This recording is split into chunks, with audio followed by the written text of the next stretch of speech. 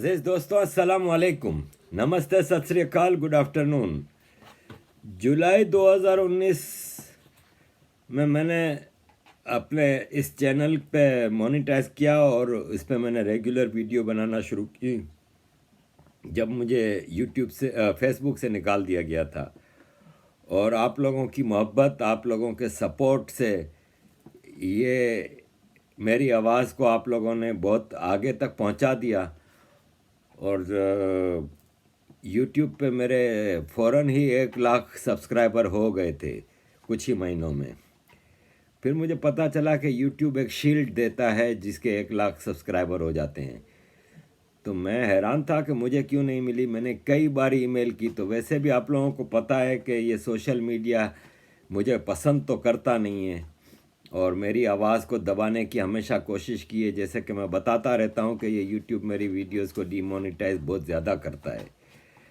तो मैंने इनको कई बार ईमेलें की, सब कुछ किया। तो आखिरकार अब जाके जब मेरे 2 लाख से ज़्यादा सब्सक्राइबर हो गए तो इन्होंने मुझे 1 लाख की शील्ड भेजी है। आप लोगों की मोहब्बत, आप लोगों ने मुझे इस काबिल समझा तो आपने मुझे, ये आप लोगों की मोहब्बत है कि मुझे ये दिया गया है। मैं बड़ा मशकूर हूँ। मैं आपसे वादा करता हूँ कि मैं सच का सफ़र जारी रखूँगा और जो मुझे सही लगेगा वो बग़ैर किसी लालच के, बग़ैर किसी दबाव के, बग़ैर किसी खौफ के मैं बोलता रहूँगा। मैं इस वीडियो में आज आपके सामने कुछ पाकिस्तान के मुद्दे रखना चाह रहा हूँ।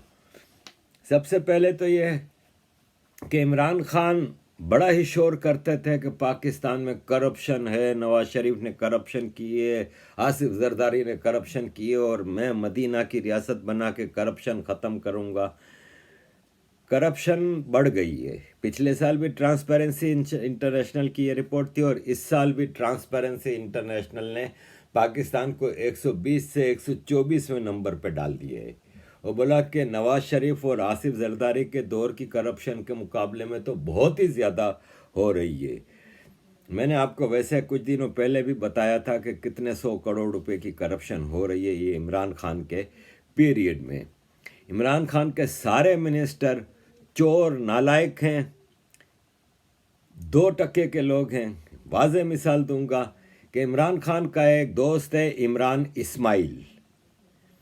इसको इमरान खान ने ये जो 2018 के इलेक्शन थे उससे कुछ महीनों पहले कौंसलर के इलेक्शन में खड़ा किया था तो वो हार गया था। लेकिन चूंकि आर्मी इमरान खान को लेके आई है तो इस इमरान इस्माइल को इसने सिंध का गवर्नर बना दिया। 2 टके का आदमी जिसकी कोई हैसियत नहीं, उसको सिंध का गवर्नर बना दिया, जो कौंसलर का इलेक्शन हारा था। परसों तरसों की बात है कि कराची की शारा फैसल पे एक बड़ी लैंड क्रूज़र गाड़ी, इसके पीछे सिक्योरिटी की पुलिस मोबाइल चल रही है।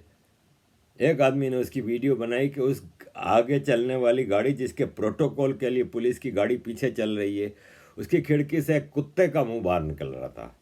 उस आदमी ने करीब जाके वीडियो बनाई तो गाड़ी में अकेला कुत्ता था और कोई नज़र नहीं आ रहा था। कुत्ते की सिक्योरिटी पे और गाड़ी थी गवर्नर हाउस की, उस पर नंबर प्लेट गवर्नर हाउस की।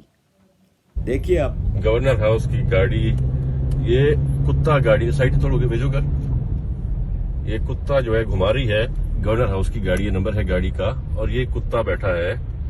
और कुत्ते का प्रोटोकॉल भी देखें जी, माशाल्लाह माशाल्लाह, वेरी गुड वेरी गुड। एक और नजारा जी, ये गाड़ी का नंबर है, ये माशाल्लाह से कुत्ता ने, वाह क्या बात है। पीटीआई आपकी हुकूमत जबरदस्त, एक्सीलेंट। फिर इमरान इस्माइल साहब आए, उन्होंने सफाइयाँ पेश करनी शुरू की कि नहीं जी, गाड़ी में मेरी फैमिली भी थी। फैमिली तो कहीं नज़र आ नहीं रही और फैमिली भी थी इसलिए पुलिस प्रोटोकॉल था। 2-2 टके के लोगों को पुलिस प्रोटोकॉल मिल रही है। और फिर कहता नहीं जी वो जो पीपल्स पार्टी वालों फौरन हम तो मदीना की रियासत, हम तो ये तब्दीली लेके आ रहे हैं। ये इमरान इस्माइल की प्रेस कॉन्फ्रेंस भी एक ढकोसला थी। ये ट्रांसपेरेंसी इंटरनेशनल की रिपोर्ट मौजूद है। इमरान खान के करप्ट तरीन दोस्त लंदन से, जैसे फैसल वावड़ा को लेके आया, जुल्फी बुखारी को लेके आया, अली जैदी को पोर्ट एंड शिपिंग का मिनिस्टर बनाया हुआ है, और बकौल इसकी एक्स वाइफ रहम खान के इसके सेक्सुअल रिलेशनशिप थे मुराद सईद के साथ। मुराद सईद को इसने वज़ीर बनाया हुआ है। मुराद सईद ज़ाहिर है इमरान खान के बिस्तर गर्म करता है तो फिर वज़ीर तो बनेगा। तो ये सब इस गंदी गवर्नमेंट में हो रहा है, जिसके बारे में IMF ने कहा है कि इसका GDP प्रोग्रेस 2021 में 1.5 होगा। 1.5 पाकिस्तान का GDP प्रोग्रेस होगा। पूरी दुनिया में सबसे आखिरी नंबर पे, सबसे आखिरी नंबर पे। और सबसे टॉप पे कौन है? मेरा भारत महान। सबसे ज़्यादा 11.5 GDP प्रोग्रेस रिपोर्ट है IMF की कि भारत का होगा। चाइना का 8.1 है, और इस तरह फिर बाकी कंट्रीज़ हैं, अमेरिका और ये और वो। नंबर 1 पे भारत है 11.5, लास्ट नंबर पे है पाकिस्तान। तो मेरे पाकिस्तानी भाई बहनों को फिक्र करने की ज़रूरत नहीं है, इसलिए कि एक और लिस्ट है जिसमें Pakistan top of the list है। टेररिज्म, पैट्रनाइजिंग एंड एक्सपोर्टिंग कंट्रीज में नंबर 1 पे मेरा मुल्क। अपने मुल्क के लोगों का जेनोसाइड करने में नंबर 1 पे है मेरा मुल्क। दुनिया की बुज़दिल तरीन फौजों में नंबर 1 है मेरा मुल्क। दुनिया की करप्ट तरीन फौजों में नंबर 1 है मेरा मुल्क। ऐसी सारी लिस्टों में पाकिस्तान नंबर 1 है, लेकिन ऐसी लिस्टों में जहाँ पे GDP प्रोग्रेस हो उसमें सबसे आखिरी में आता है।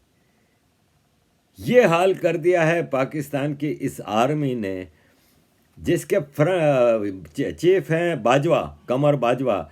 तो एक टीवी एंकर ने अपने प्रोग्राम में खाली इशारतन कहा कि ये मिट्ठू साहब हैं, ये एक बहुत बड़े फौजी के फ्रंटमैन हैं, और ये सारी ज़मीनों की और सारी करप्शन के उसमें ये आगे आगे होते हैं, ये फ्रंटमैन है।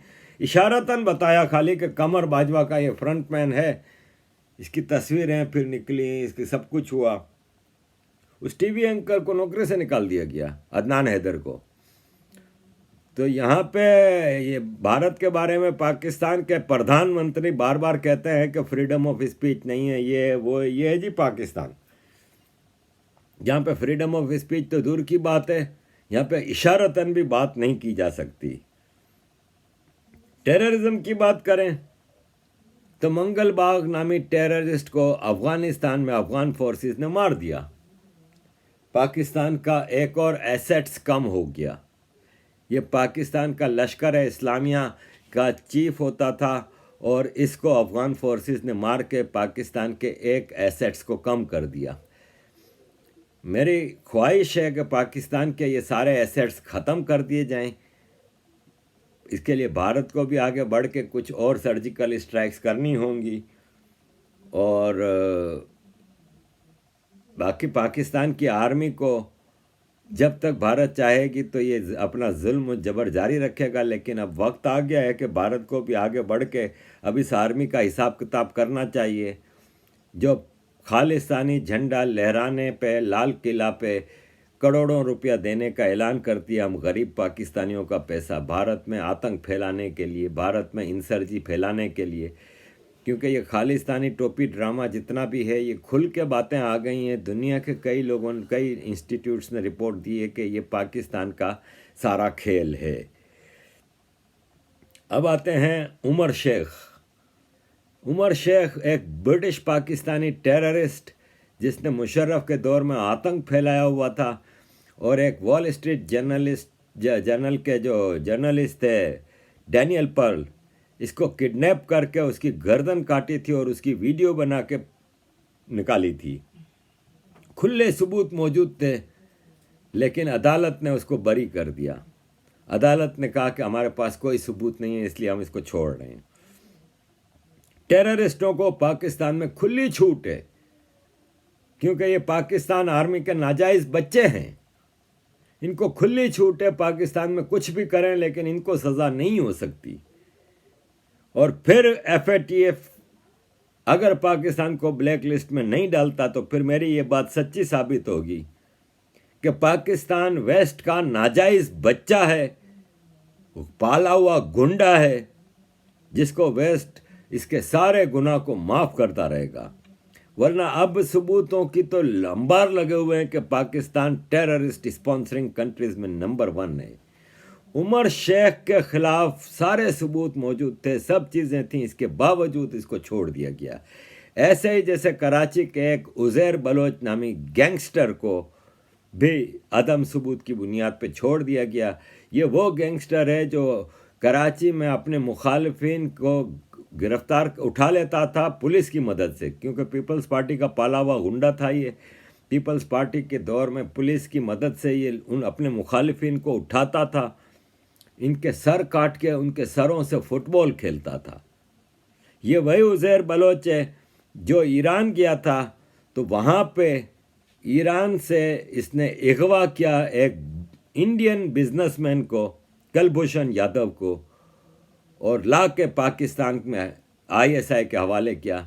और ISI ने दुनिया के सामने पेश किया कि ये रॉ का एजेंट है और भारतीय एजेंट है, जबकि उज़ैर बलोच ने इसको गिरफ्तार किया था ईरान से, अगवा किया था ईरान से। और भी इसके साथ लोग थे जिन्होंने इसके उज़ैर बलोच का साथ दिया था।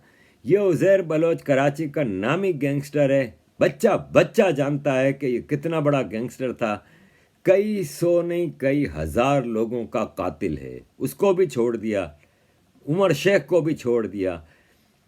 पाकिस्तान आर्मी अपने बनाए हुए एसेट्स को इस तरह ज़ाया नहीं कर सकती। इनको ऐसे ही मारा जाएगा जैसे मंगल को अफ़गानिस्तान में मारा गया। वरना तो इन लोगों को खुली छूट है पूरी दुनिया में ऑपरेट करने की। तो अज़ीज़ दोस्तों, ये छोटी सी 4-5 खबरें थीं जो पाकिस्तान के हवाले से मैंने आपके सामने पेश की।